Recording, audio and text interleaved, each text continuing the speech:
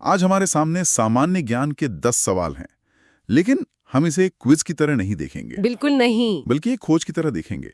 हर सवाल आप समझिए एक दरवाजा है जिसके पीछे एक दिलचस्प कहानी, एक जरूरी कॉन्सेप्ट या इतिहास का कोई अहम मोड़ छिपा है। एकदम सही कहा। हमारा मकसद सिर्फ सही जवाब जानना नहीं है, बल्कि ये समझना है कि वो जवाब सही क्यों है। और उसका हमारी दुनिया से क्या लेना देना है। जी, तो चलिए इन 10 सवालों के जरिए कुछ बड़े आइडियाज को समझने का सफर शुरू करते हैं। बहुत बढ़िया। तो पहला सवाल हमें ले चलता है भारत के इतिहास के एक बहुत ही नाजुक मोड़ पर।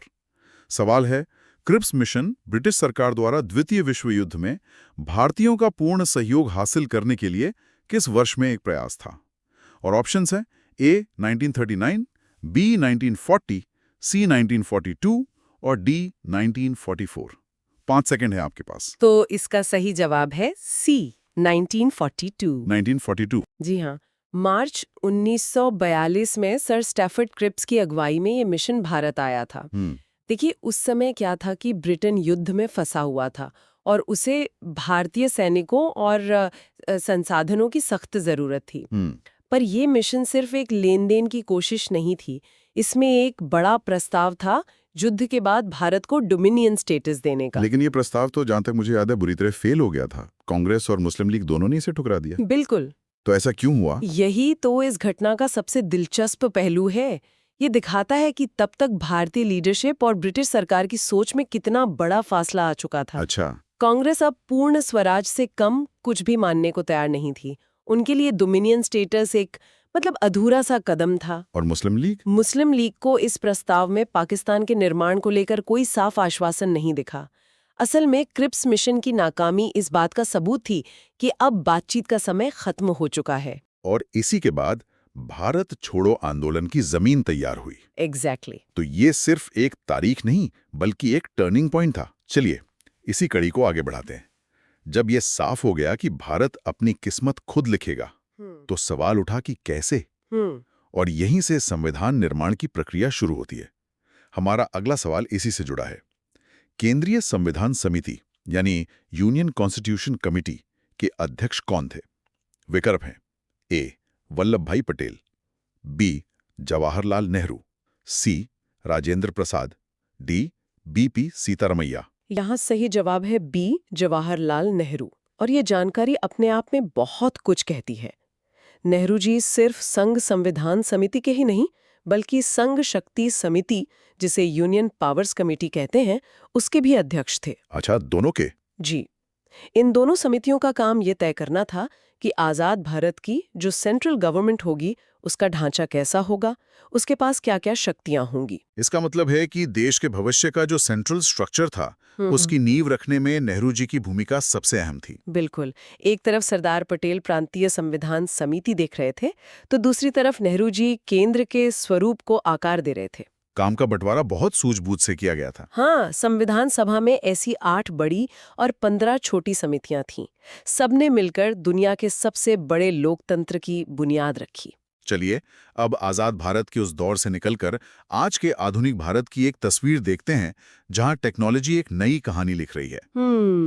सवाल है, भारत की पहली रॉकेट 3D प्रिंटिंग फैसिलिटी किसके द्वारा लॉन्च की गई?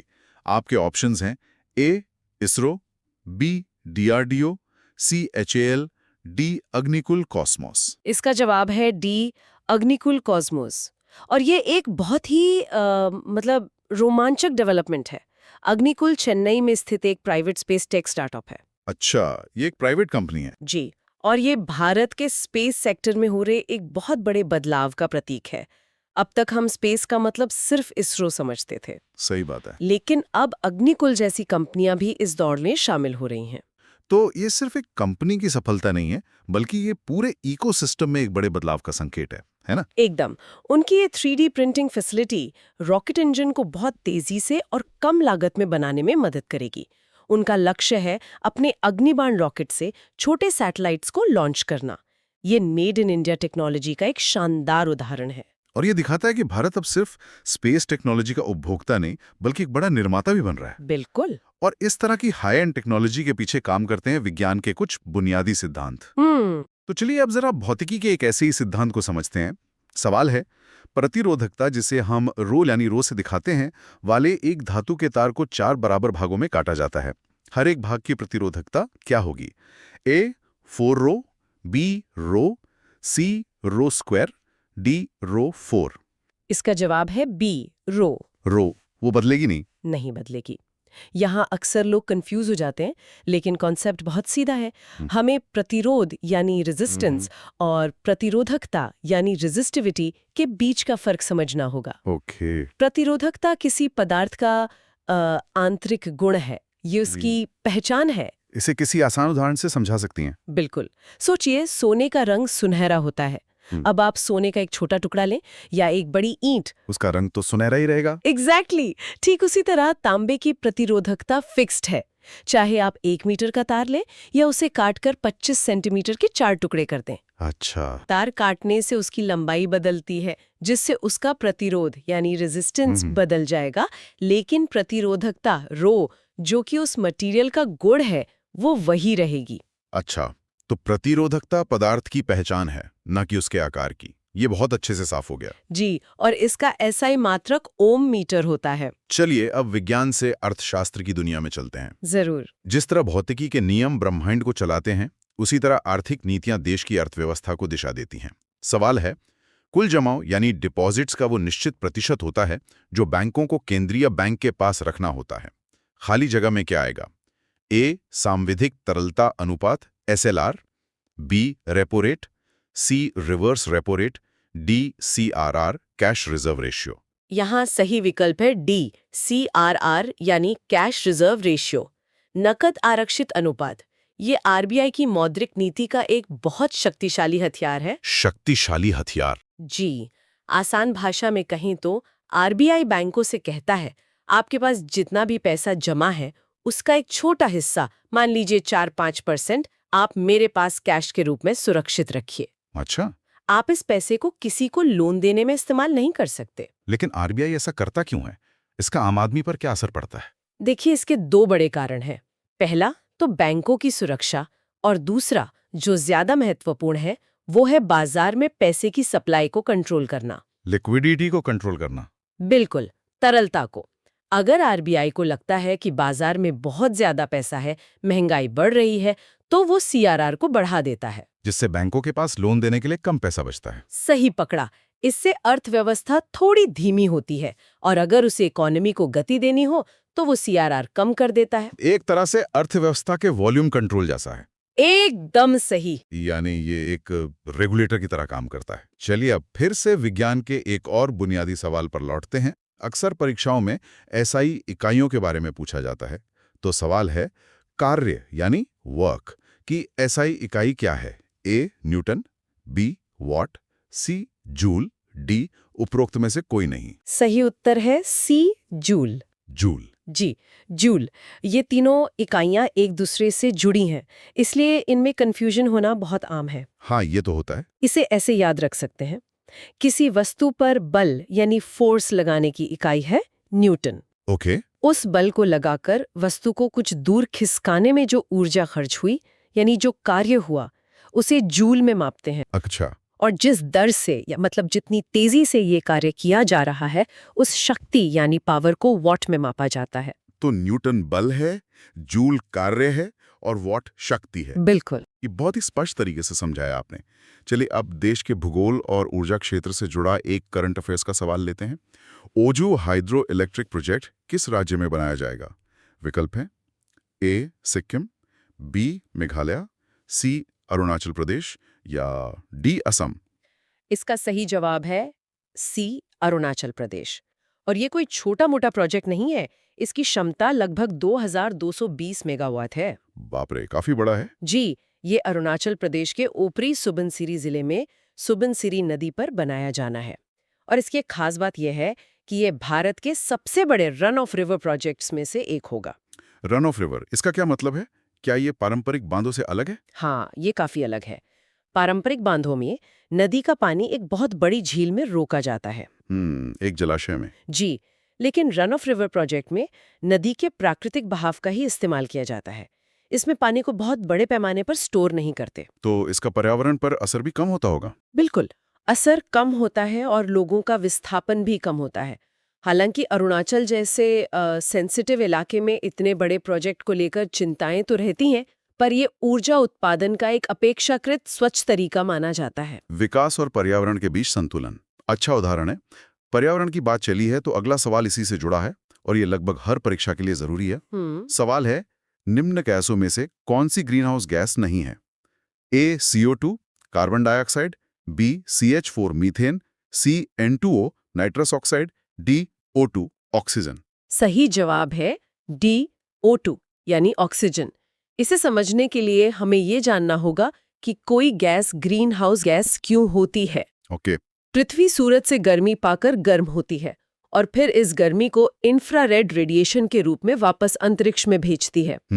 Carbon dioxide, methane, nitrous oxide जैसी गैसों की बनावट, मतलब उनका मॉलिक्यूलर स्ट्रक्चर ऐसा होता है कि ये उस बाहर जाती हुई गर्मी को सोख लेती हैं और उसे वायुमंडल में ही रोक कर रखती हैं। बिल्कुल, एक कंबल की तरह। अच्छा। जिससे पृथ्वी गर्म रहती है। ऑक्सीजन का मॉलिक्यूलर स्ट्रक्चर ऐसा नहीं है, इसीलिए वो इस गर्मी को नहीं सोखती और ग्रीन हाउस प्रभाव में योगदान नहीं देती। यानी गैस की बनावट ही तय करती है कि वो कंबल का काम करेगी या नहीं। बहुत खूब। चलिए अब 9वें सवाल की ओर बढ़ते हैं, जो फिर से भौतिकी का एक और फंडामेंटल कॉन्सेप्ट है। निम्नलिखित में से कौन सी एक सदिश राशि यानी वेक्टर क्वांटिटी है? ए दूरी, बी कार्य, सी चाल, डी भार। इसका सही जवाब है डी, भार यानी वेट। देखिए, भौतिकी में राशियों को दो हिस्सों में बांटा जाता है, अदिश यानी स्केलर और सदिश यानी वेक्टर। हाँ। अदिश राशि वो है जिसमें सिर्फ परिमाण होता है, मतलब सिर्फ एक वैल्यू। जैसे दूरी 5 किलोमीटर है, इसमें दिशा का कोई जिक्र नहीं है। और सदिश राशि में दिशा भी होती है। एकदम। सदिश राशि में परिमाण के साथ साथ दिशा भी होती है।